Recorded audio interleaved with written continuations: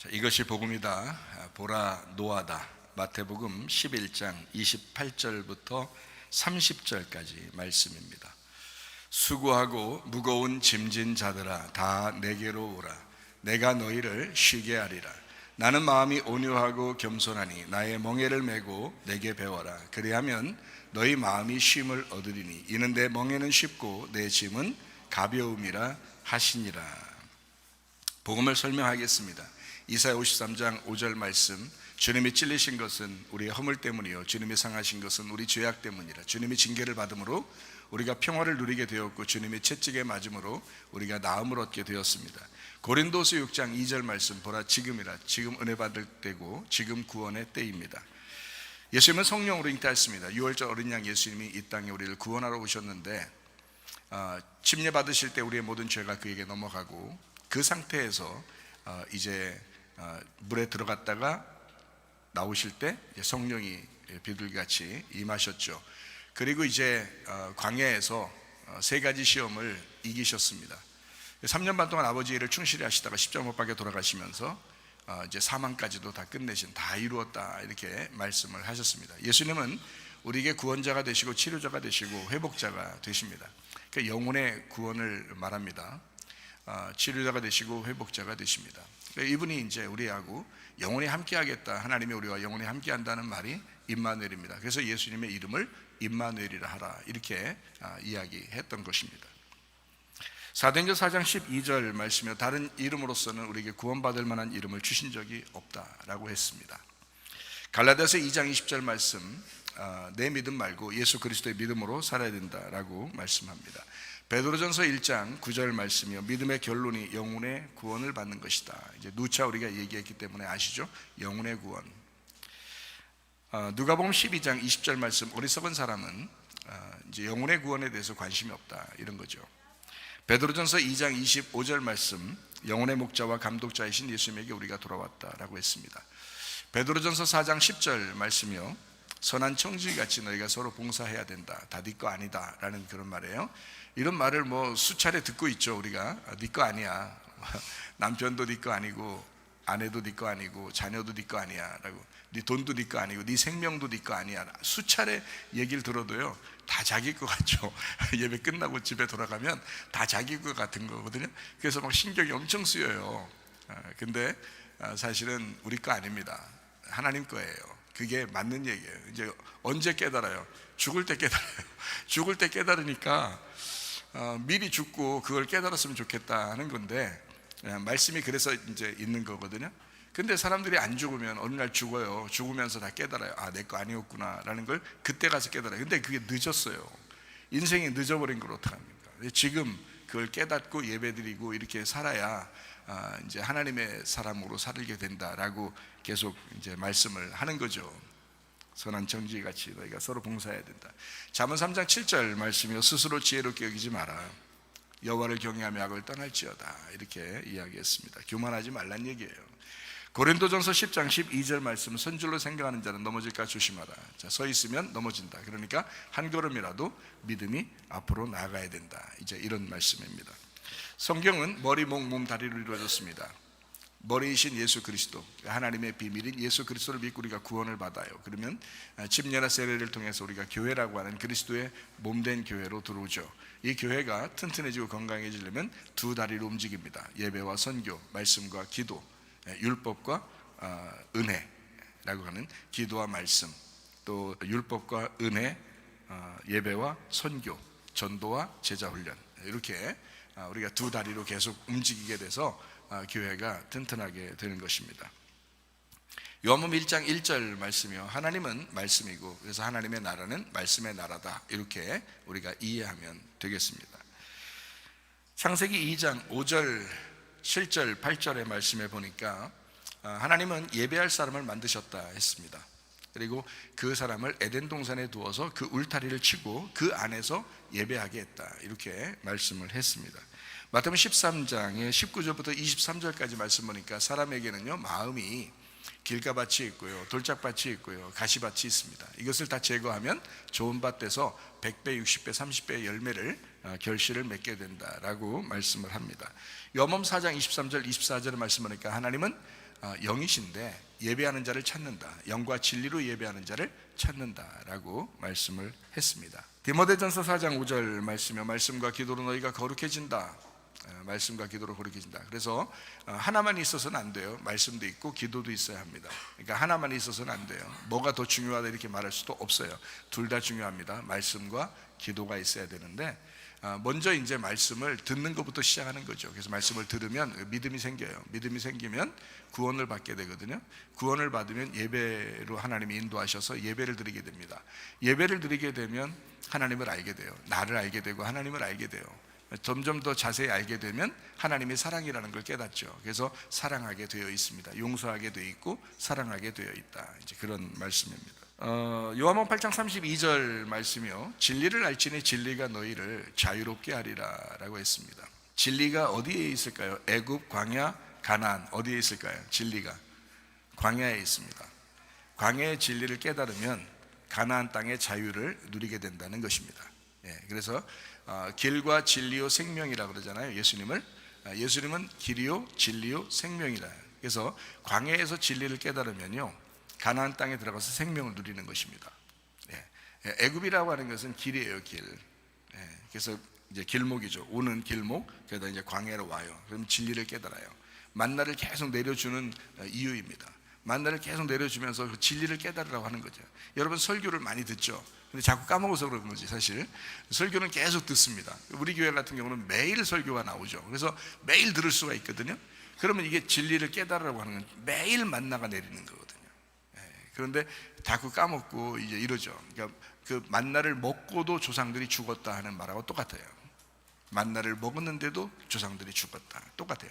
근데 이 만나가 사실은 예수 그리스도야. 그래서 예수 그리스도를 먹고 마셔야 된다. 그래서 예수의 살과 예수의 피를 먹고 마셔야 된다 하는 게 요한복음 6장입니다. 요한복음 6장에 그걸 생명의 떡이라고 그렇게 말했어요. 생명, 이것을 먹으면, 예수를 먹으면 너희가 영생하게 된다라고 하는 거죠. 영생하게 된다. 그러니까 광야의 만나하고 다르게 너희가 이걸 생명으로 먹었다는 거죠. 예수를. 그러니까 예수의 살과 피를 먹었다는 거예요. 그러니까 영생하게 된다. 영원히 살게 된다. 이제 이런 말씀으로 요한복음 6장에 말씀하고 있어요. 그러니까 진리는 광야에서 깨닫는 겁니다. 여러분 교회 나왔잖아요. 뭘 깨달으려고 나왔냐면요, 진리를 깨달으려고 나온 것입니다. 진리는 하나님이십니다. 진리는 하나님 말씀입니다. 진리는 예수 그리스도십니다. 진리라고 하는 그 참된, 그래서 이 말씀이 벗겨져 이 말씀을 깨달아진 예수 그리스도, 그거를 우리가 깨달으러 나온 거거든요. 그게 진리이기 때문에 그렇습니다. 그래서 진리를 깨달으면 생명을 얻게 돼요. 그래서 길과 진리와 생명, 이렇게 예수님을 그렇게 표현한 것입니다. 예수님의 길로 와서 예수님의 진리를 깨달으면 예수님의 생명을 얻게 된다. 그래서 예수님은 길과 진리요 생명이다, 이렇게 말씀하는 겁니다. 그렇게 3단계로 이루어져 있습니다. 자, 마태복음 11장 28절부터 30절까지 말씀입니다.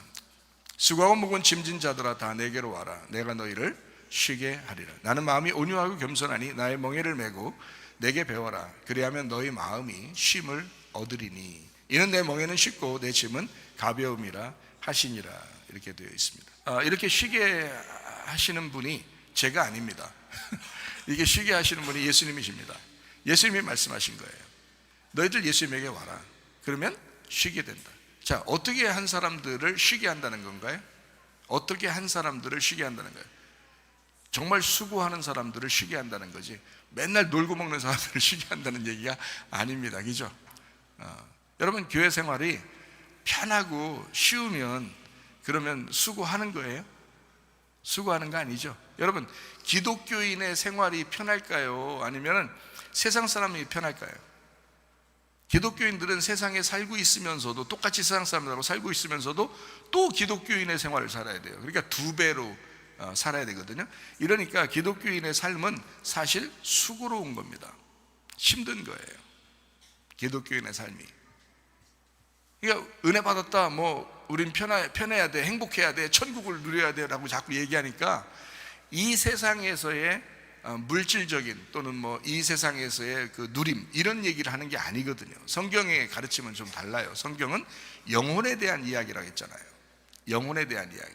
그렇기 때문에 영혼의 쉼, 영혼의 천국, 영혼의 누림, 이런 거거든요. 그러니까 이 세상의 얘기하고 좀 달라서 기독교인들은 영혼에 대해서 관심이 많아요.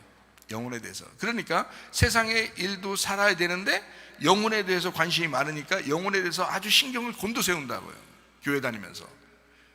근데 이걸 곤두세우지 않는 사람이 있어요. 그러면 이제 세상 사람하고 비슷한 거예요. 똑같은 거예요. 그러니까 자기 신앙생활하는 게 편하죠. 신앙생활하는 게 그냥 편해요. 아예 그냥 하나님과 하나가 돼서 편한 사람이 있죠. 그건 뭐 이제 가나안 땅에 들어가 누리는 그런 사람이에요. 땅을 차지하고 누리는 사람. 근데 그렇지 않고 그냥 세상에 살고 있는데 기독교인이야, 이게 보통 성가신 게 아니에요. 그렇죠? 그러니까 기독교인으로 산다는 것은 여러분, 이게 한없이 편한 게 아니다. 오히려 어려운 것이다. 오히려 힘들고 괴롭고 슬프고 어려운 것이다. 기독교인이기 때문에 더 어려운 거다. 이게 정상적인 기독교인입니다. 진짜 하나님을 아는 사람들, 이 사람들은 수고하는 사람들이에요. 힘들어요. 괴로워요. 그런 사람들을 쉬게 만든다고 해준 거지. 그런 사람들을 쉬게 만든다고 했지, 교회 다니면서도 나 하나도 어렵지 않은데? 그건요, 교회를 열심히 안 다녀서 그런 거예요. 교회를 열심히 다녀본 적이 없기 때문에 그런 거예요. 집에서도요, 진짜 기독교인이라면요, 말도 조심합니다. 기독교인이라면요, 성경 매일 읽습니다. 기독교인이라면요, 날마다 기도합니다. 여러분, 이거요, 보통 성가신 게 아니에요. 이게 습관되지 않으면 힘든 거거든요. 여러분, 기독교인이기 때문에 충성스럽게 살아야 되는, 그것이 너무 수고로운데 힘들어요. 왜냐하면 율법이니까. 이게 율법이니까 힘들잖아요. 그런 사람들을 주님 안에서 하라고 주님이 영혼의 기쁨을 주는 거예요. 영혼의 행복을 주는 거예요. 그래서 수고하는 자들은 주님께 와라, 내가 너희를 쉬게 할게, 이렇게 말한 거지. 그냥 기독교인이면서 교회 다니면서 그렇지 않아도 편한데 아무것도 안 하고 그냥 교회나 한번, 일요일에 한 번씩 이렇게 왔다 가는 거니까 뭐 별로 어려운 것도 없어요. 이런 사람은 예수님이 야, 너 쉬어라, 이런 말 하겠어요? 그렇지 않아도 항상 영혼의 그 삶에서 쉬고 있는데요, 그냥 놀고 있는데, 근데 그걸 뭐 쉬라고 그러겠어요? 너무 수고하는 사람이니까, 너무 교회에 충성스러운 사람이니까, 너무 주님을 위해서 살려고 하니까, 말씀대로 살려고 하니까 수고한단 말이에요. 힘들단 말이에요. 괴롭단 말이에요. 슬프단 말이에요. 어렵단 말이에요. 그런 사람이니까 주님께서 내가 너를 쉬게 하겠다 그러는 거지. 너의 영혼을 쉬게 하겠다. 그래서 이 말씀하시는 거예요. 여러분, 사람들은요, 율법이 뭔지를 몰라요. 율법이 무조건 무서운 건 줄 알아요.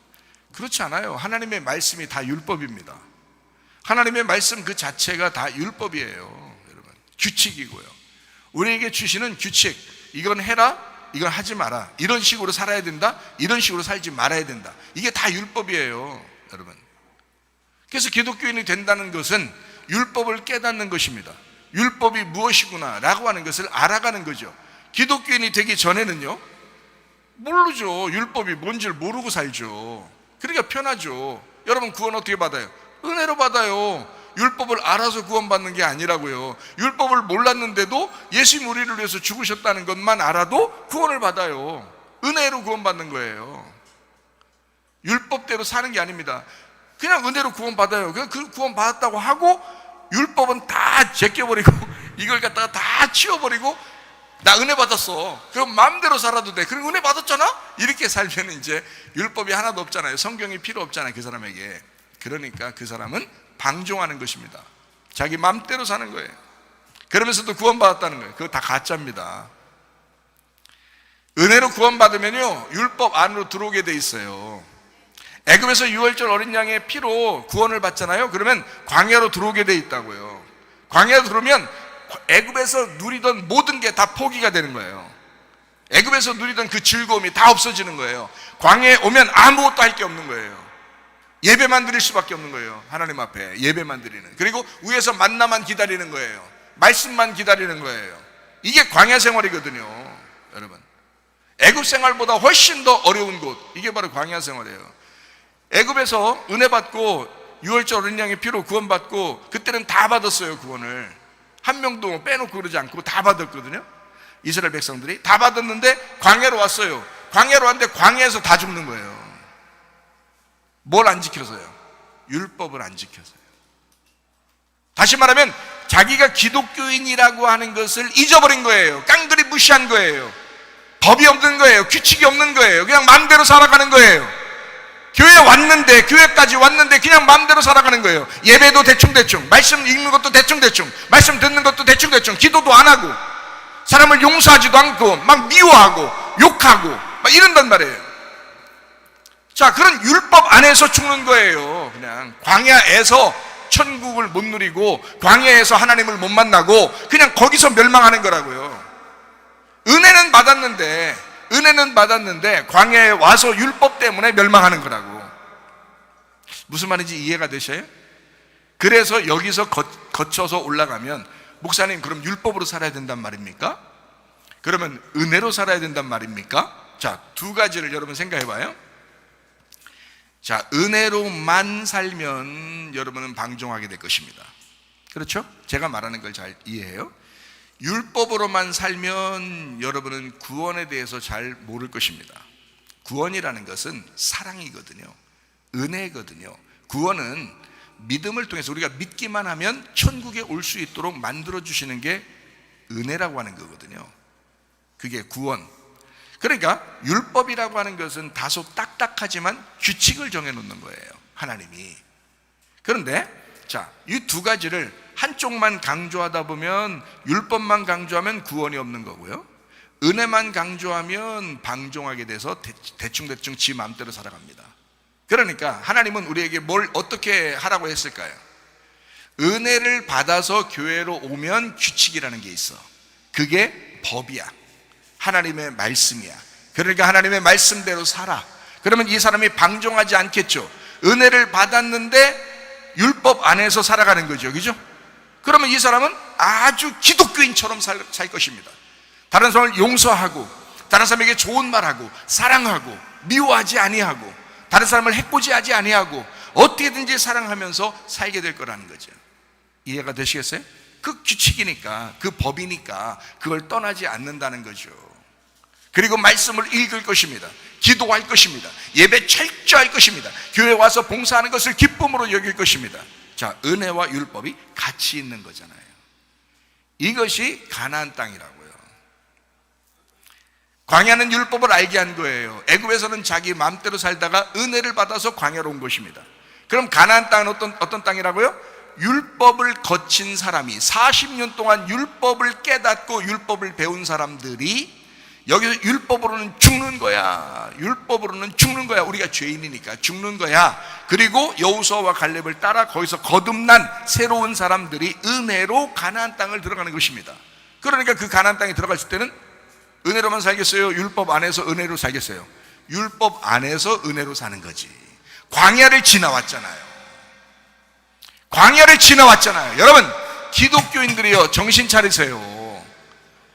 여러분이 기독교인이라고요? 대충 산다, 그냥 대충 예배 드리면 된다고요? 아니에요. 율법이라는 게 있다고요. 율법이라는 규칙이 있다고요. 그거를 제대로 가르쳐줘요. 그 안에서 은혜를 누리라고 하는 거거든요. 율법을 걷어내고 은혜로 살으라는 게 아니거든요. 이 성경을 철저하게 여러분이 이해하셔야 합니다. 자, 성경 좀만 설명해 드리도록 할게요. 하나님이 남자와 여자를 창조했습니다. 창세기 1장에 나오는 이야기입니다. 남자와 여자를 창조하시고, 그리고 창세기 2장에 아담을 또 만드셨습니다. 아담을 만드시고요, 그리고 창세기 2장에 에덴 동산을 만들었다라고 했어요. 그건 예배 때문에 만드는 겁니다. 농사지라고 예배 때문에 만든 겁니다. 그래서 에덴 동산 안에 가운데 이제 선악과 생명나무를 이제 있게 하셨습니다. 선악이라는 말씀, 생명이라는 말씀으로 살게 했다, 이 말입니다. 선악이라는 말씀, 생명이라는 말씀으로 이 나무를 보고 네가 선악으로 말씀을 들을 거냐, 아니면 생명으로 말씀을 들을 거냐, 선악의 말씀을 따라 살 거냐, 아니면 생명의 말씀으로 따라 살 거냐 라고 이 말씀을 에덴 동산 중앙에 두었다는 거죠. 자, 여기까지가 이제 창세기 1장, 2장의 내용이에요. 물론 3장에 가가지고는요, 선악과를 먹어버린 거예요. 창세기 1장, 2장에서 선악과를 먹었다는 얘기가 없잖아요. 있다고만 했지. 근데 창세기 3장에 가가지고 선악나무를 이제 열매를 먹게 된 거예요. 선악으로 먹게 됐단 말이에요. 말씀을 이렇게 똑같이 두 개를 줬더니 선악으로 먹어버린 거예요. 그리고서 이제 하나님은 생명나무의 길을 막아놓고 선악을 먹은 사람들을 하나님이 쫓아냈다. 이게 창세기 3장의 내용이에요. 그러니까 이 쫓겨난 사람들이 다시 돌아와야 되겠죠. 그러니까 은혜로밖에 돌아올 수가 없어요. 그래서 스스로는 못 돌아오니까 하나님이 자신이 내려가겠다는 거예요. 그게 하나님의 아들입니다. 하나님의 아들이 내려와서 대신 죽을 테니까, 너희들을 위해서 죽을 테니까 너희들은 나를 믿고 다시 천국을 침노해서 들어와라. 이것이 이제 하나님의 그 말씀이거든요. 창세기 3장의 말씀. 자, 구원은 뭘로 받는다고요? 은혜로 받아요. 일방적인 것입니다. 예수님이 십자가 못 박혀 돌아가서 우리를 구원했다고 하는 거, 예수님이 죽으시는 거 우리가 뭐 죽어달라고 했습니까? 아니에요. 유월절 어린 양 피를 바른 그 집은 다 구원받았는데 어린 양 죽었을 때 사람들이 막 죽어달라고 빌었어요? 그러잖아요. 하나님이 말씀하신 겁니다. 어린 양을 죽여라. 그리고 그 피를 바르면 내가 그 집에 죽음을 넘어가겠다. 그 유월하겠다. 유월절입니다. 그래서 애굽에서는 그냥 일방적으로 구원받았어요. 아무것도 안 했는데도, 그냥 뭐 열심히 노력하고 이런 거 아닌데도, 교회 안 다녔는데도 구원을 받은 거예요. 그게 일방적 구원입니다. 은혜의 구원이에요. 예수님이 십자가 못 박혀 돌아가신 것은 여러분이 교회에 나왔기 때문에 십자가 못 박혀 돌아가신 것이 아니라, 그걸 십자가 못 박혀 돌아가신 것을 교회에 와서 깨달은 거지. 사실은 그 전에 우리가 태어나기도 전에 이미 돌아가셨다고요. 우리를 구원한다고 해서. 그러니까 이건 일방적이에요. 하나님의 마음이라고요. 하나님의 마음, 일방적으로 구원을 하셨다. 이게 은혜로 구원했다는 말입니다. 그러면 이제 은혜로 구원받으면 사람들이요, 광야로 들어와요. 마찬가지로 여러분 이제 교회로 온 것입니다. 교회는 뭘 가르쳐줘요? 예수님은 우리를 은혜로 구원했습니다. 하나님은 우리를 사랑합니다. 요 얘기만 해요? 그 얘기만 하냐고요? 우리 교회 와보세요. 그런 얘기만 하나? 안 그러죠? 광야에 딱 오잖아요. 교회에 오잖아요. 예배를 드리잖아요. 그러면 여기에서 율법을 철저하게 지키라고 해요. 규칙이 있다. 교회에 규칙이 있다. 가정에 규칙이 있다. 교회의 규칙이, 가정의 규칙에, 너희 양심의 규칙이 있다. 하나님 말씀에 규칙이 있다. 율법이라는 게 있다. 그걸 철저하게 지켜야 된다.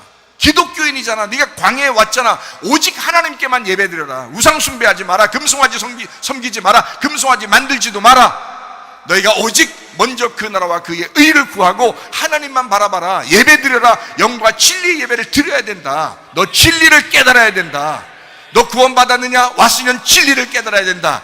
하나님의 말씀대로 살아야 된다. 용서해야 된다. 미워하지 말아야 된다. 사랑해야 된다. 살인하지 말아야 된다. 도둑질하지 말아야 된다. 음란하지 말아야 된다. 간음하지 말아야 된다. 욕하지 말아야 된다. 좋은 말만 하면 얼마나 좋을까. 그렇게 말한단 말이에요. 이게 다 뭐예요? 이건 은혜가 아니에요. 규칙이죠. 규칙이라고요. 하나님도 규칙을 정해놨다고요. 그거를 뭐라고 말하냐? 성경에서는 율법이라고 말하는 겁니다. 율법. 그러니까 우리가 광야에 와서, 교회에 와서 율법을 깨달은 거예요. 제대로 된 교회라면 교회 다니는 사람들이 율법적으로 정말 정갈하게 살겠죠. 제대로 된 교회라면요. 그러나 제대로 된 교회가 아니라면 교회는 교회대로 다니면서 사람은 자기 마음대로 생활하겠죠. 제대로 된 교회가 아니라면 말입니다.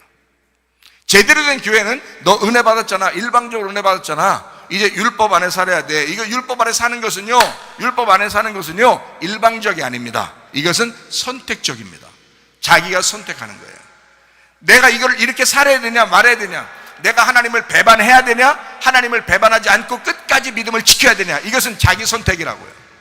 여호수아와 갈렙처럼 살아야 되냐, 아니면 거기 광야에서 멸망받을 그 사람들을 따라갈 것이냐, 나의 선택이란 말입니다.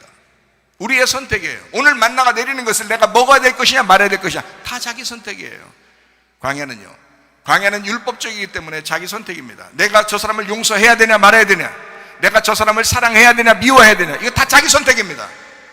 내가 오늘 좋은 말 해야 되냐 아니면 나쁜 말하고 욕해야 되냐, 자기 선택이잖아요. 이게 다 율법 안에 가두어져 생활하는 것입니다. 이해가 되시겠어요? 은혜를 받았습니다. 그냥 방종하라고요? 네 맘대로 살아. 너 구원받았다고요? 너 구원받았다면 광야로 반드시 와서 예배 철저하라는 거예요. 교회 사랑하라는 거예요. 그 광야 교회라고 하는 곳에서 철저하라는 거예요. 하나님을 오직 하나님만 바라보면서 생활해야 된다.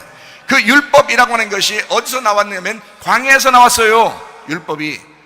여러분, 애굽에서 율법을 하나님이 막 10계명 만들어가지고 주고서 그거 들고 나오라고 할 수도 있었잖아요. 그죠? 가나안 땅에 가서도 거기서 막 10계명 막 그냥 막 만들어가지고 또 몇 개씩 만들어가지고 사람들한테 줄 수 있어서, 하나님이 글씨 쓰는 게 얼마나 빠르겠어요. 하나님인데 그냥 글씨 막 써내려가면 되죠 뭐. 하나님입니다. 그런데 그렇지 않아요. 10계명은 광야에서 주는 것입니다. 율법은 광야에서 나오기 때문에 그런 거예요. 광야에 율법이 있습니다. 그런데 그 광야를 반드시 거쳐가야 돼요. 기독교인들은 애굽에서 가나안 땅에 그냥 가는 게 아닙니다. 광야라고 하는 것을 반드시 거쳐가야 돼요. 그래서 율법이라고 하는 것을 몸에 입고 가게 돼 있어요. 기독교인들이 율법 안 지킨다고, 규칙 안 지킨다고, 그 기독교인도 아니에요. 여러분, 기독교인도 아닌 사람을 막 기독교인처럼 막 이렇게 여러분이 생각해서 교회 다니는 사람이 저런데, 기독교인이 저런데, 그런 말 하지 마세요. 그 사람 기독교인 아닙니다. 예수 안에서 인류가 구원받을 때 그냥 구원받았다고 얘기하는, 은혜로 일방적으로 구원받았다고 하는 것은 있지만 그 사람에게 자기가 선택한 그리스도인은 아니라는 거죠. 율법적인 그리스도인은 아니라는 얘기죠. 이해가 돼요? 이것을 은혜로 살아야 된다라고 해서 가나안 땅에다 놓는 거예요, 우리를. 그래서 은혜와 율법을 같이, 은혜 받은 사람이 율법을 통과해서 가나안 땅으로 가서 살게 하는 거지, 그냥 은혜 받은 사람을 갑자기 붕 띄워가지고 가나안 땅에 탁 들어가서 은혜로만 살아, 이렇게 하지 않는다는 거죠. 여러분, 교회 다니시는 여러분이요, 정신 차리셔야 돼요. 성경에서는 우리 보고 정신 차리라 그래요. 너희가 깨어서 기도하라 그러는 거예요. 대충 너 은혜 받았다고 그렇게 살아, 그렇게 하는 게 아니야. 오히려 더 힘든 거예요. 더 수고하는 거예요. 더 힘들고 어려운 거예요. 기독교인으로 산다는 것은 어려운 일입니다. 그렇기 때문에 주님께 와야 되는 거야. 주님께 와서 내가 너를 쉬게 해줘야지. 내가 너의 영혼을 씻어줘야지. 내가 너의 영혼을 깨끗하게 해주지. 내가 너의 영혼을 편하게 안식하게 해주지. 그러면서 교회에 와서 말씀 들으니까 그렇게 수고하려고 하는 그 사람들이 교회에 와서 말씀을 들을 때 은혜가 느껴지는 거예요. 하나님은 이런 하나님이지. 그래도 나를 사랑하시지.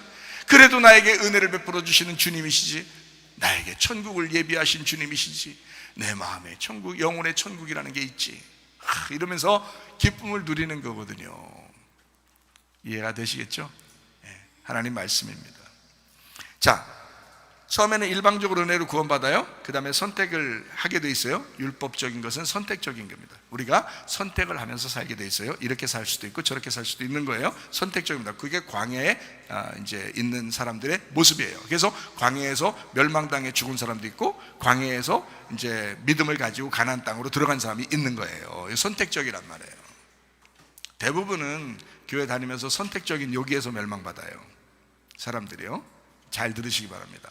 성경대로 제가 설명을 해드릴 테니까, 쉽게 설명해 드리니까 잘 들으세요. 그리고 그 율법의 울타리 안에서 다시 은혜와 사랑으로 살게 하시는 곳이 바로 가나안 땅이에요. 그러니까 선택적인 일방적 사랑이에요.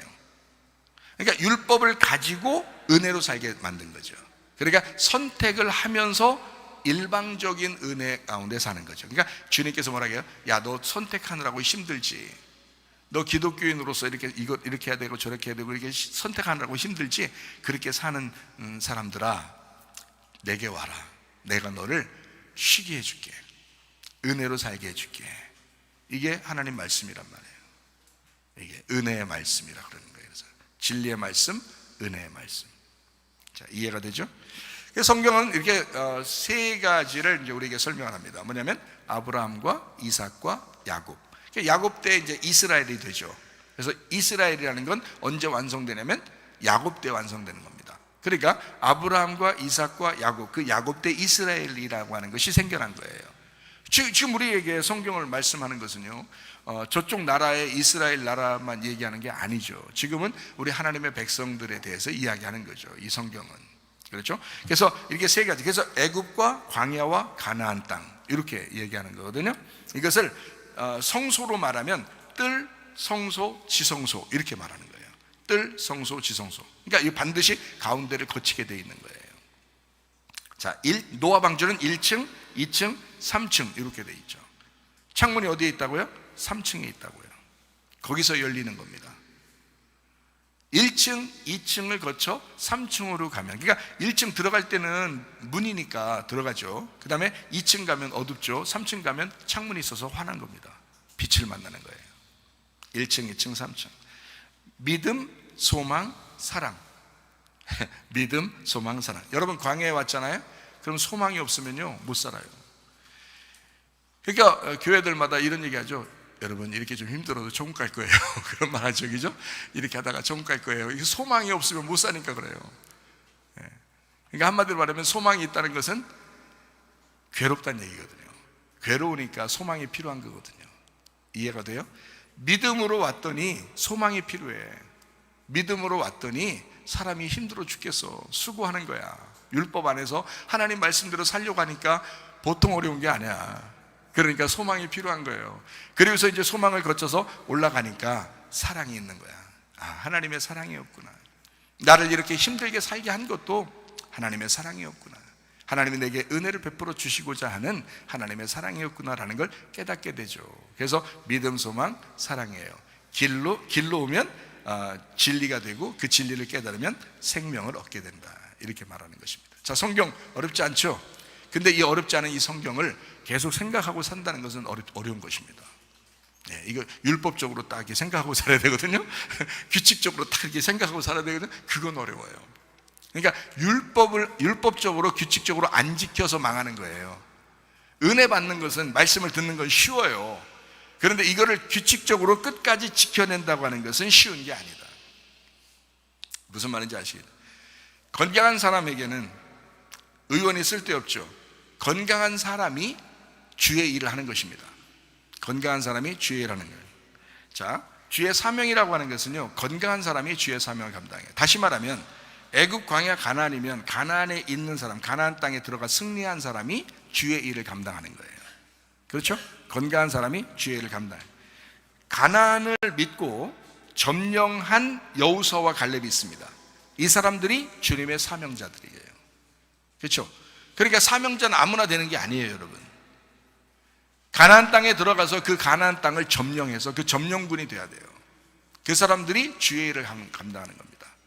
여호수아와 갈렙 같은 사람, 이렇게 이 과정 세 단계를 거쳐간 사람, 그래서 세 단계 거쳐서 거기에 점령군이 된 사람, 이 사람들은 주의 일을 감당하게 되죠. 근데 이 과정에 있는 사람들은요, 아직 율법도 지키질 않아요. 규칙도 지키질 않아요. 자기가 뭘 해야 되는지도 몰라요. 의무와 책임을 다 해야 되는데 의무와 책임을 다 하지 않아요. 그냥 사랑, 뭐 은혜, 뭐 구원, 천국 이런 것만 얘기해요.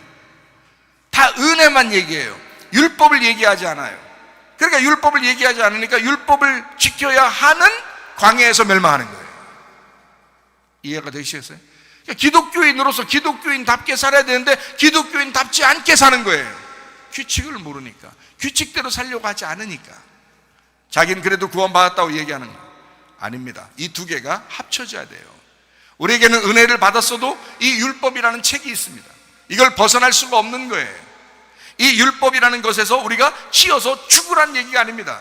이 율법, 물론 심판받고 죽어야죠. 내 자신이 죽어야 된다는 뜻입니다. 그러면 다시 은혜 안에 있는 거다.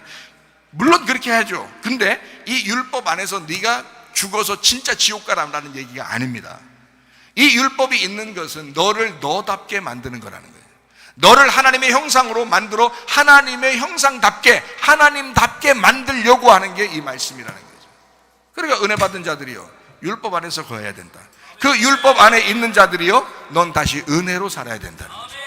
자, 이해가 되시겠죠? 이게 3단계의 축복이에요. 이게 성경의 3단계.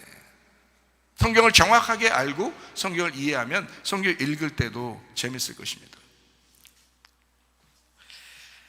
자, 병든 사람에게 하나님은 이제 아들로 오셨습니다. 병든 사람은 치료받아야 되죠. 죽은 자는 살아야 되고요. 병든 사람은 자유를 받아야 됩니다. 예수님은 어떤 사람에게만 왔어요? 뭐 가난하고 병들고 못나고 뭐 이런 사람들에게만 예수님이 찾아와서 구원합니다. 그렇죠? 예수님이 불쌍히 여겨서 구원하는 사람들은 다 그런 사람들이에요. 자기가 잘났다고 하고 말씀 좀 안다고 그러고 뭐 이런 사람들은 하나도 예수님 안 찾아왔어요. 예수님이 그 사람들은 뭐 만나면 맨날 쫙딱 싸워요. 뭐 이렇게 뭐 용서하고 구원한다 뭐 이런 얘기 한 적이 없어요. 그 사람들한테는. 근데요, 가난하고 병들고 힘들고 어렵고 나약한 그런 사람들에게 하나님이 오셔서 구원하신다고요. 자기가 연약하고 자기가 불쌍하고 힘들고 다른 사람들이 도저히 알아주지 않는 그 사람들에게 예수님은 찾아오셔요. 그리고 그들을 구원합니다. 그렇죠? 그러면 잘 생각해요. 예수님은 누가복음 19장 10절 말씀에 이렇게 말씀하죠. 인자가 온 것은 잃어버린 자를 찾아 구원하려 함이라. 잃어버린 자. 자, 여기 잃어버린 자는 여러분 사람들이 생각할 때요, 어떤 사람을 잃어버렸다고 생각해요? 사람들이 생각할 때 교회 나오다가 교회 안 나오면 잃어버렸다고 하죠. 그래서 그 잃어버린 자를 찾아서 전도해야 된다, 구원해야 된다, 다시 돌아오게 해야 된다, 이런 얘기하죠. 여기에 잃어버린 자는 그런 사람이 아닙니다. 잃어버렸다라고 하는 것은 아폴리미라는 단어입니다. 아폴리미라는 단어는 파괴가 된 사람이에요. 파괴된 사람. 율법을 지켜보려고 했는데 도저히 지킬 수 없어서 파괴가 된 사람. 자기가 율법을 최고 잘 지켜보려고 했는데 그게 잘 안 돼서 주님의 은혜가 필요한 사람.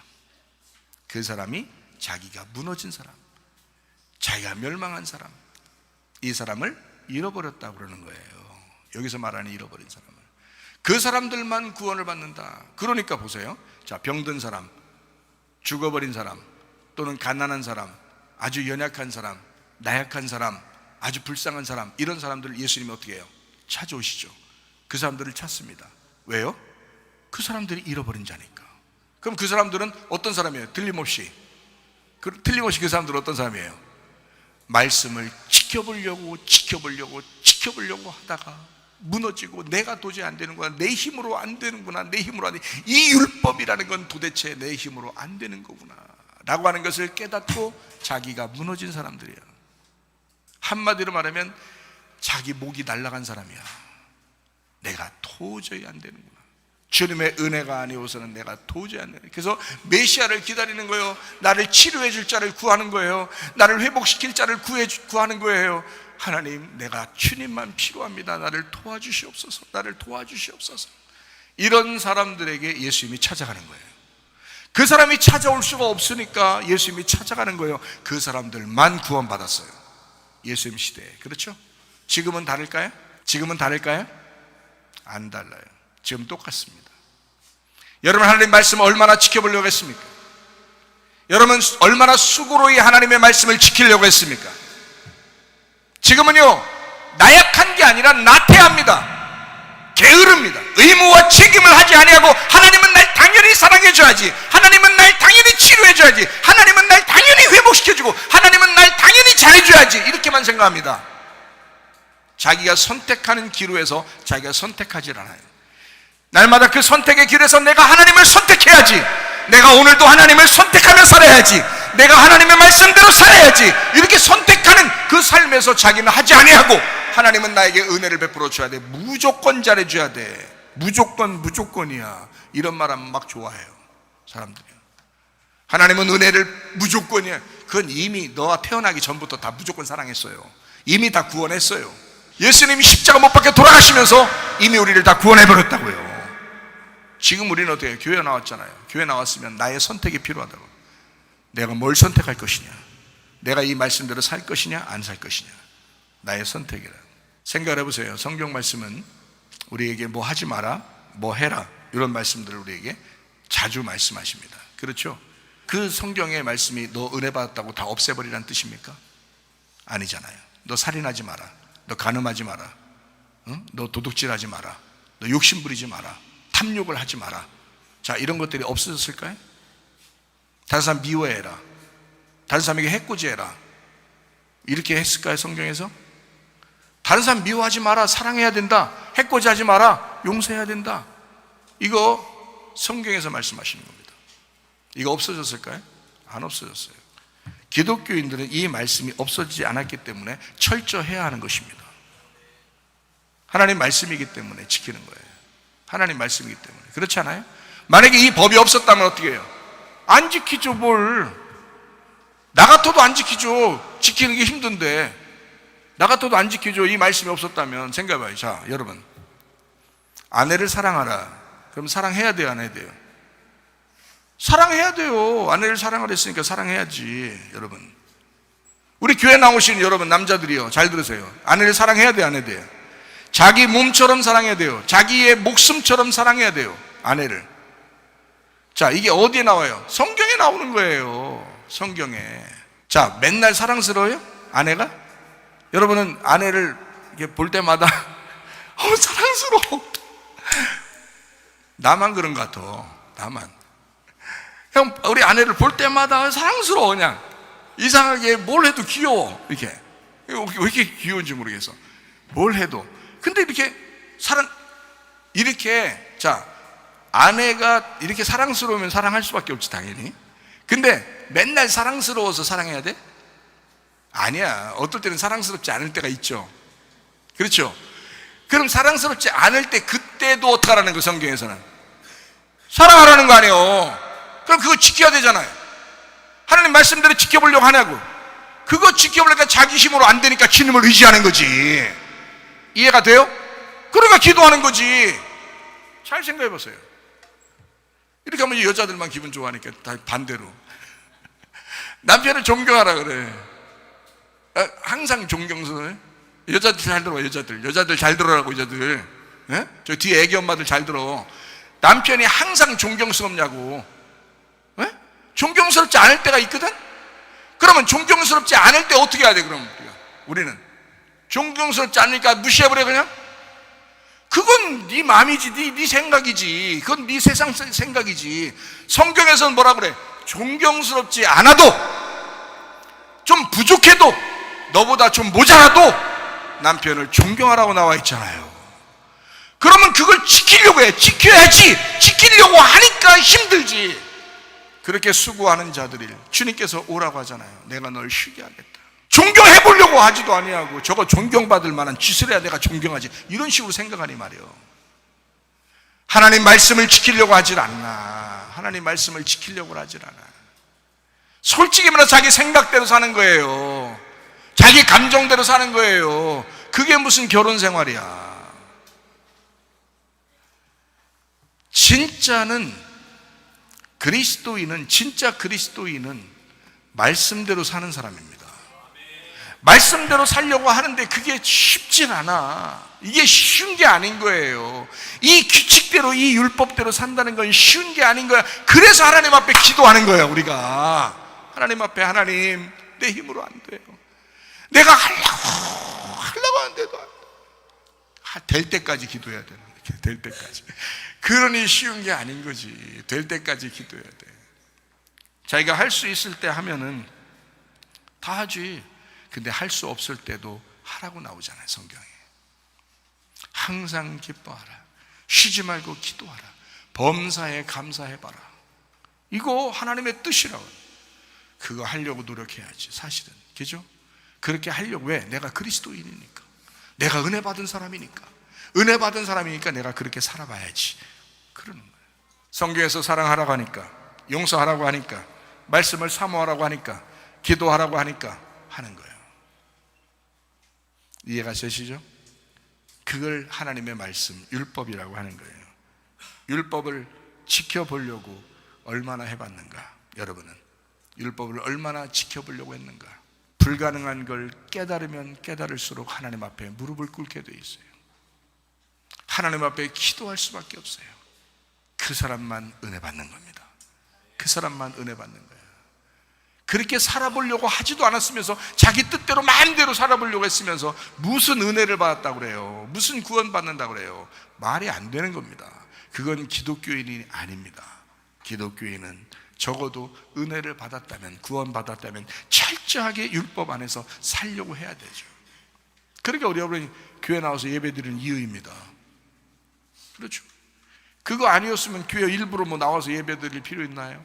그렇지 않죠. 잘 생각해봐요. 그래서 성경에 보니까, 성경에 보니까 진짜 광야를 잘 통과하는 사람이 어떤 사람이냐? 완전 율법에 얻어맞은 사람들이에요. 완전 죽어야 돼요. 죽겠습니다.